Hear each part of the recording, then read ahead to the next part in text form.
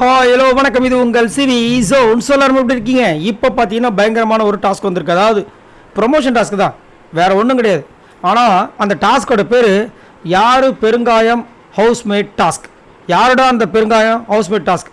அதாவது பெருங்காயம், வெங்காயம் சொல்லியிருந்தா கூட நம்மளுக்கு வந்து கோவம் வந்திருக்கும். ஒருவேளை வெங்காயம் சொல்லி கலாய்க்கிறாங்க அப்படின்னு. இது பெருங்காயம் அப்படின்னா நம்மளுக்கு ஏற்பட்ட அந்த பெருங்காயத்தை யார் போய் நம்ம சொன்னா, யார்கிட்ட போய் சொன்னோன்னா அவங்க வந்துட்டு அதை ஆறுதலாக நம்மளுக்கு விடுங்க பார்த்துக்கலாம், சரியாயிடும் பார்த்துக்கலாம் அப்படின்னு சொல்கிறாங்க. அப்படின்ற மாதிரி ஒரு டாஸ்க். இது ஒரு பாசிட்டிவ் வழியான ஒரு டாஸ்க் தான், நெகட்டிவ்லாம் கிடையாது. யாரும் வந்து வச்சு செய்யலாம் போகிறது கிடையாது. அந்த டாஸ்க்கை வந்துட்டு இது பண்ணணும். என்னென்னா யாருன்றதை நீங்கள் போய் இது பண்ணி செலக்ட் பண்ணி அவங்கக்கிட்ட போயிட்டு என்ன ரீசன் சொல்லிவிட்டு அங்கே போய் இந்த பெருங்காயத்தை வைக்கணும். யாருக்கு அதிகமான பெருங்காயம் வருதோ அவங்க வந்து அந்த பெருங்காயம் போட்டு மோர் செஞ்சு கொடுக்கணுமா, ரைட்டா?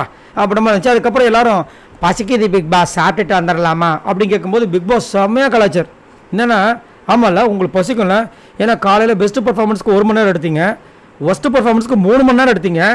ஆமாம் கண்டிப்பாக பசிக்கும், பேசாமல் டாஸ்க் முடிச்சுட்டு சாப்பிடுங்கன்ட்டு செம்ம கலாய் பிக் பாஸ் அப்படின்னாங்க.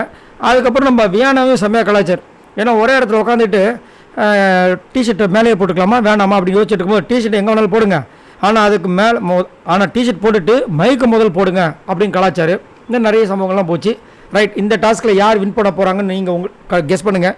எனக்கு தெரிஞ்சு இப்போ அந்த டாஸ்க்கு யார் வின்னர்னு தெரிஞ்சு போச்சு. எப்படி விஜய் பார்வதியே சொல்ல மாட்டாங்க, கமருதுன்னா சொல்ல மாட்டாங்க. சொல்லப்போனால் கண்டிப்பாக வந்துட்டு அது சபரி இல்லை கனி மேக்ஸிமம்.